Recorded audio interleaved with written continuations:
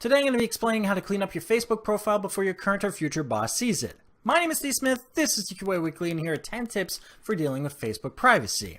And before you post some crazy picture of you puking in the corner of a bar and having some boss see it and fire your ass because you're supposedly home sick, here are 10 tips that will actually save your ass and or bacon in the future. So first, before anything else, sanitizing the wound. Basically, go to the desktop version of Facebook. To the right of the globe, there's a lock.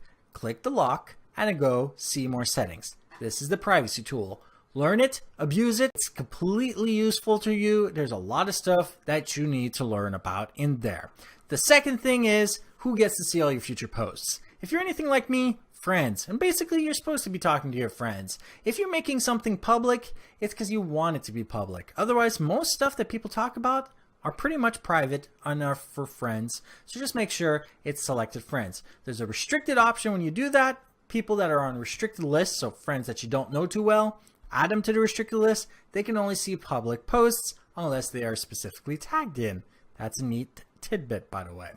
Then review all your posts and things you are tagged in. It's a very useful option. You click the use activity log link and you see everything you're tagged in. If there are things you don't want to be related to when somebody does a search to see what you are like, then just untag yourself from those actual posts. Then you have a link called limit past posts.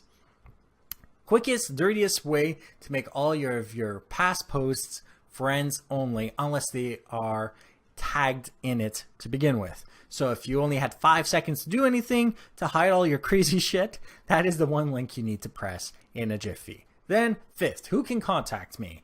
Well, it's named wrong, according to me anyway. It's who can actually add you as a friend on Facebook. You have two options, anyone or friends of friends. Then you also have the option of figuring out who can use your email address and phone number to find you. If you set those to friends, then people who doxed you can actually find you on Facebook anyway. And you also have the option of preventing search engines from indexing your profile page. Then you have the eighth tip, make sure all your photos are for friends or only me, private.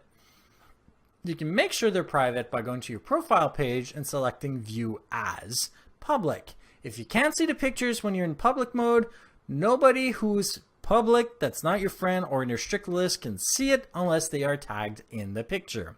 Then not on your friends list. Unless you're going to be doing some public competition of who can collect the most friends, nobody really needs to see your friends list. So on your profile page, if you click the pencil icon, you can actually select which audience can see your friends.